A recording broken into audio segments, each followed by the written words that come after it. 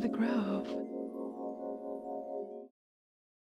Hi everyone, this is Grace, and I'm going to do kind of a soft-spoken whispered ramble for you today. And as you can hear, I have something that I think a lot of you would find to be a strong trigger.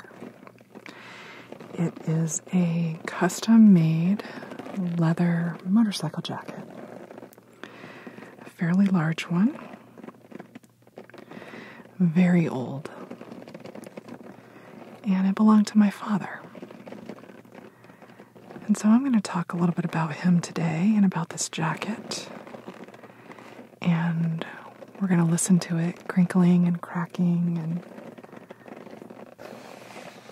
listen to my hands running over it. And I'm going to tell you about it. And I'm also going to explain to you why, as a vegan, I'm making a leather jacket out of you.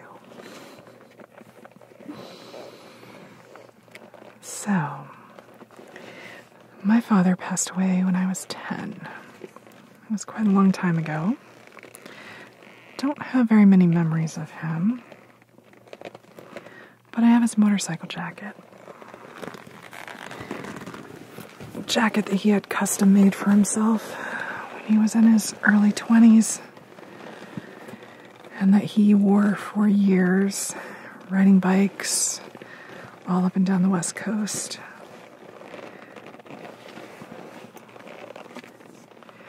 He was very tall. He was 6'6". A very large man. Skinny, but tall.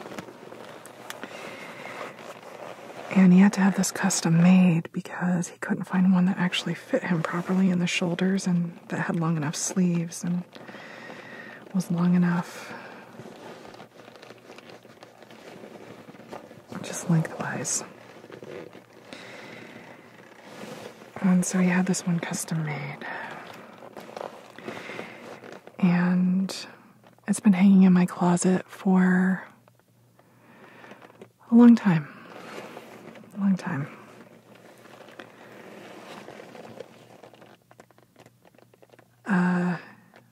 It doesn't fit me. It's too big for me. I look like a kid when I wear it. You can't even hardly see my hands. The sleeves are so long. But it is absolutely a piece of artwork. It is so well crafted. And even after all these years, and even after it's sitting in my closet and the leather not being treated properly, it's beautiful. And it's so warm. And there have been times in the past where I've taken it out and sort of wrapped it around me almost like a hug, so I could remember him. What little I can remember.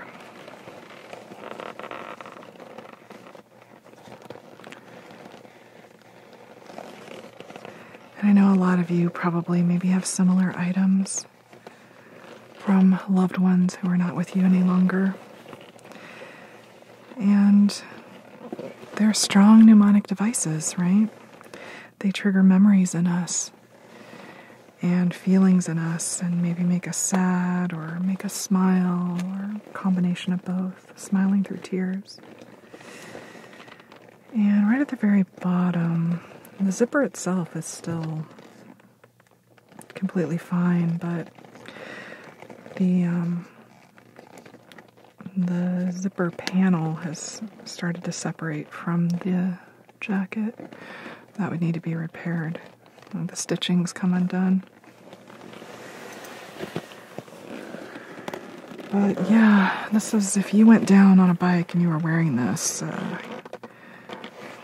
you probably wouldn't get much of a scratch on you. It's very thick and heavy. And it has a really soft cloth, quilted padding inside. Almost like a ski jacket or something.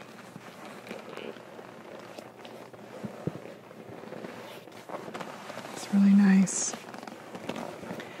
And I was getting my guitar out of the closet last night, and I had to move this jacket to get that, and it just started me thinking, and when I picked it up, I immediately thought how amazing it would be for ASMR, and then my second thought was, but I'm a vegan, I can't have a leather jacket on my channel, because I would never purchase anything like this. I would never endorse it or promote it.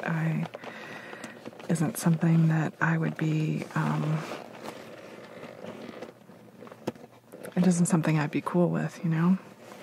And I make every effort in my personal life to not only do I eat vegan, so I don't eat any animal products, but I also make sure that none of my personal care products have animal products in them or are tested on animals. Same thing with my clothing and my purses and my bags and anything else that I buy. To the best of my ability, I make sure that it's vegan. But this isn't about being vegan. This isn't about, leather being good or bad, or, whatever my reasonings or feelings about that are. This is about something more than that. This is about family. This is about memories. This is about grief and loss, and I think sometimes we have to set aside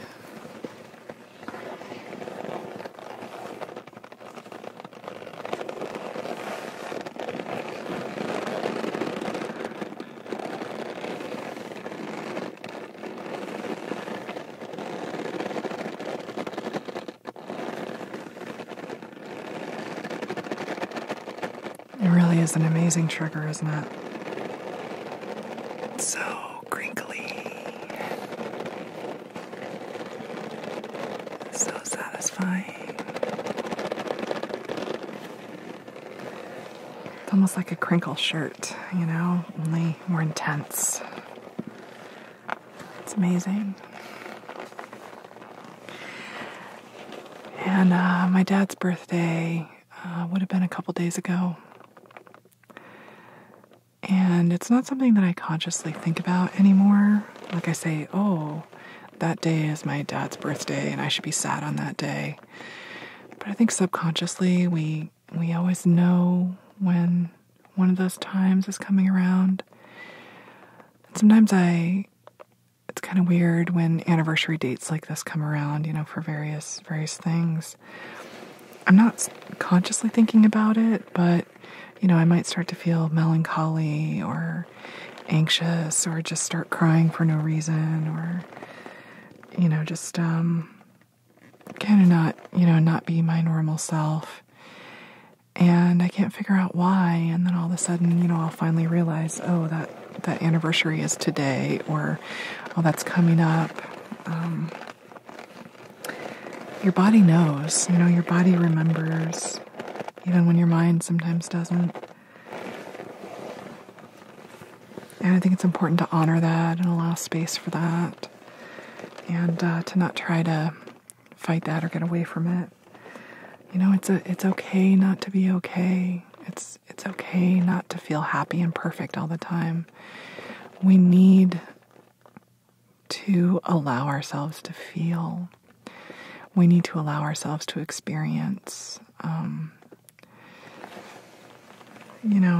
And it's good to remember. It feels good to remember.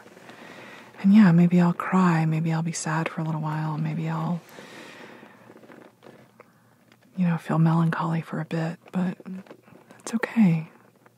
I just need to be gentle with myself and allow myself to feel those feelings. And, it's when I try to fight them and make them go away that things get worse. So don't be afraid to give yourself space for grief, even if it's been years and years and years. It's okay. You loved that person, and that love doesn't go away. It's in you. It's always going to be in you. And grief is really, it's the mourning of the loss of love, right? The loss of companionship, the loss of friendship. It can be about a lot of different things. So even if you're vegan, don't be afraid to get that old leather jacket out of the closet and just sit with your memories and give yourself some space and time to feel. It's okay. Be gentle.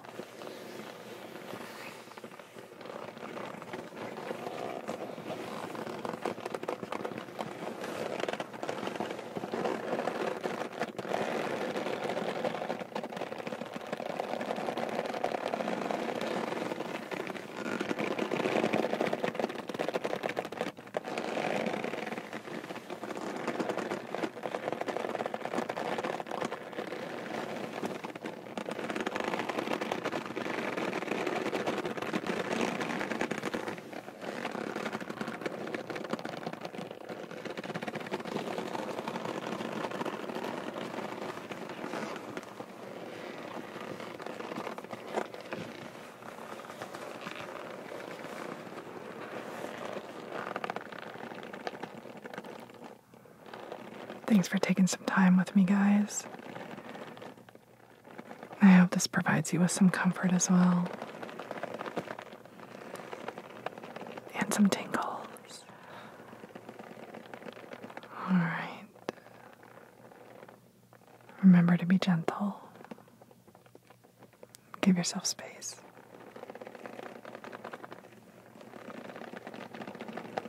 I love you guys.